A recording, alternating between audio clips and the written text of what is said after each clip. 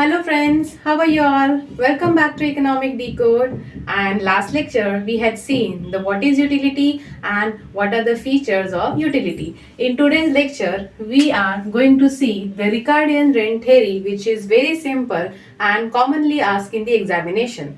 कि Ricardian theory क्या है और रिकार्डियन थ्योरी किस तरह से जो है काम करती है, right? So let's start with the video, guys.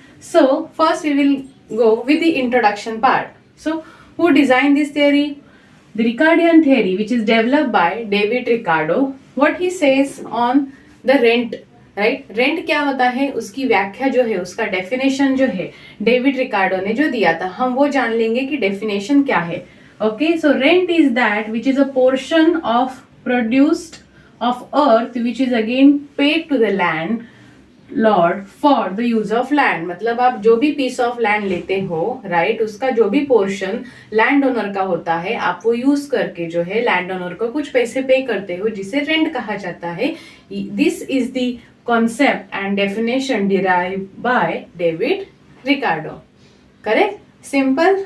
Understand? It is a very easiest way I am going to give you the word so that you can easily remember in your mind कि exactly rent theory क्या होती है, rent concept क्या है. हम जो भी rent पे करते हैं या फिर कोई दूसरे पे करता है रेंट, राइट, तो रेंट किस तरह से इसकी व्याख्या डिजाइन की गई है, इसमें क्या क्या प्रपोर्शंस होते हैं. फार्मर्स अगर पीस ऑफ लैंड पे काम करते हैं तो लैंड ओनर को कितना रेंट देना चाहिए. तो ये सारे जो कैलकुलेशंस थे वो किसने, रेंट थ्योरी ने, डेविड रिकार्डो ने डिफाइन किए थे.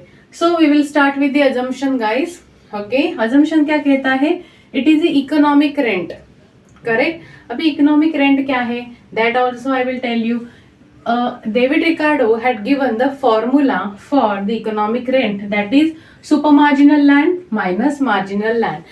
Now you are in confusion that what is supermarginal land and what is a marginal land. The explanation I will give you in this table. So please do watch full video, right? Next क्या है? Rent is increase due to the population. अभी David Ricardo ने ये भी कहा था कि किसी भी चीज का, किसी भी घर का, किसी भी पीस ऑफ लैंड का अगर रेंट बढ़ता है तो क्यों बढ़ता है? पॉपुलेशन की वजह से भी बढ़ सकता है, right. So that is again who had given the definition, the assumption, David Ricardo. So what he says, if your rent is increase. अभी रेंट क्यों बढ़ता है, राइट? आफ्टर 11 मंथ, जैसे ये पैटर्न है 11 मंथ का जो पैटर्न है, आफ्टर दैट आपका रेंट इंक्रीज होता है या फिर सेम रेंट होता है. जितनी नंबर ऑफ पॉपुलेशन इंक्रीज होती है तो उतनी ही डिमांड तो इंक्रीज होगी, right. The more population increase, the more going to demand for your piece of land, for your house, for your bungalow, for your shop, for your etc things, correct, assets. So that is again why, because increase in rent, कोई भी land owner, कोई भी house owner अगर rent बढ़ाता है तो उसके पीछे पॉपुलेशन एकमात्र जो है रीजन हो सकता है. नेक्स्ट क्या है? Rent arise due to the situation of land where the land is situated. मतलब आपका लैंड कहाँ पे लोकेशन है, मेन एरिया में है, राइट, बहुत दूर है, रूरल एरिया में है, मेन हब सिटी सेंटर है, राइट. तो आपकी जो लैंड है उसका रेंट आपके लोकेशन के भी हिसाब से सेट होता है, correct. So wherever you find a main peak points, so main shopping centers, main hubs, main hustle bustle of the city, main marketplace, you will always find the locations are little expensive than the village or else the area which is inside in the city, correct.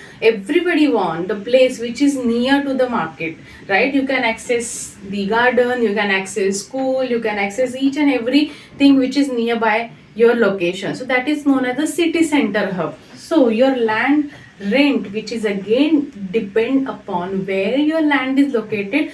अगर आपका farm house है, आपका कुछ farm आपने purchase किया है, तो farm कहाँ पे है, वहाँ पे इरिगेशन की फैसिलिटी है या नहीं है, इरिगेशन के लिए भी मुझे और खर्चा करना पड़ेगा, राइट. पानी की सुविधा है या नहीं, because agriculture piece of land obviously you require water specifically after the rainy season, right? Winter है, summer है, you require water to be properly, pipeline is given to the piece of land so that your business will start, correct. So land rent is again depend upon the situation and where your land is located. Always remember that.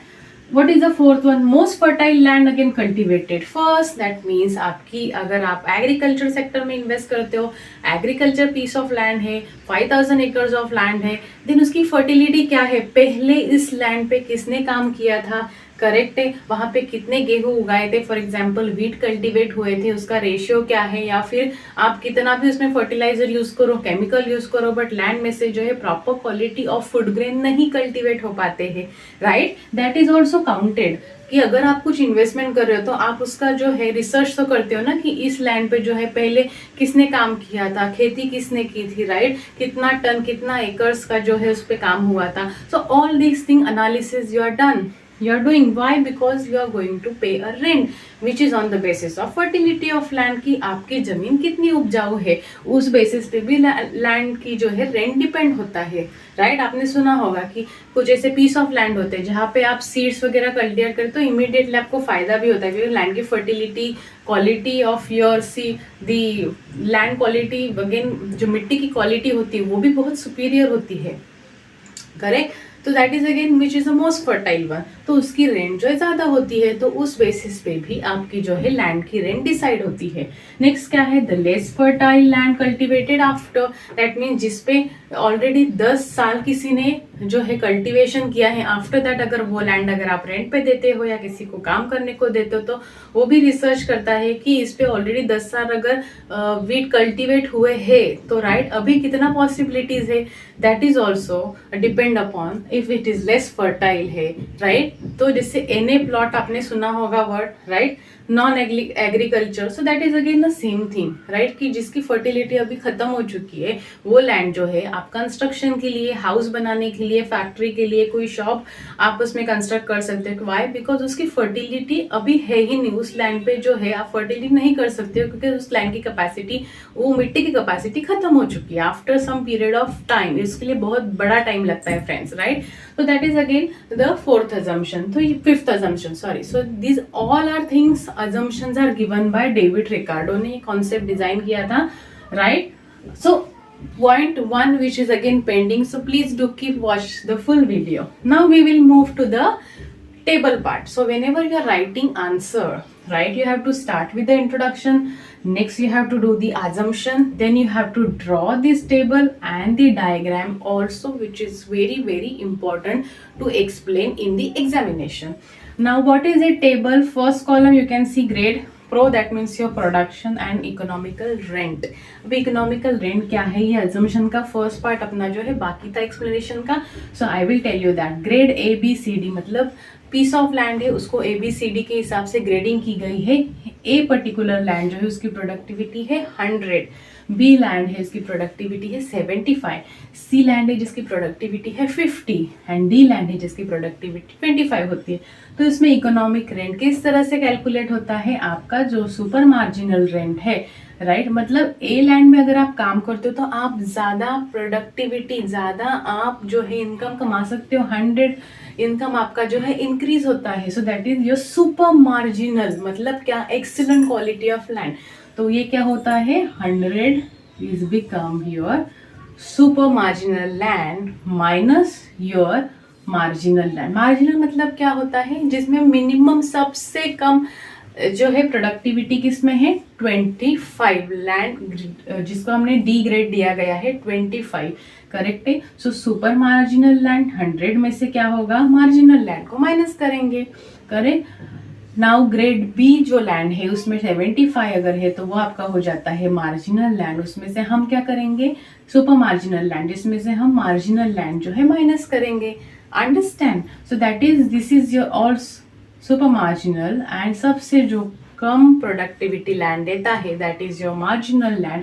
तो उसमें से आप जो amount minus करते हैं, that final amount is become your economical rent.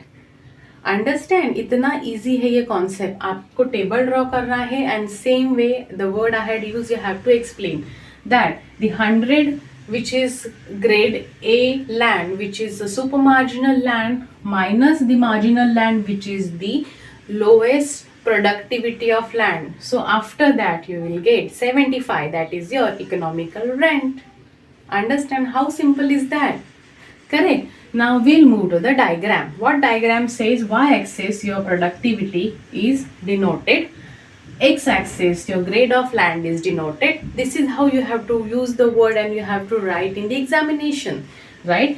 Just आप graph draw करेंगे that will not work. You have to write the explanation also.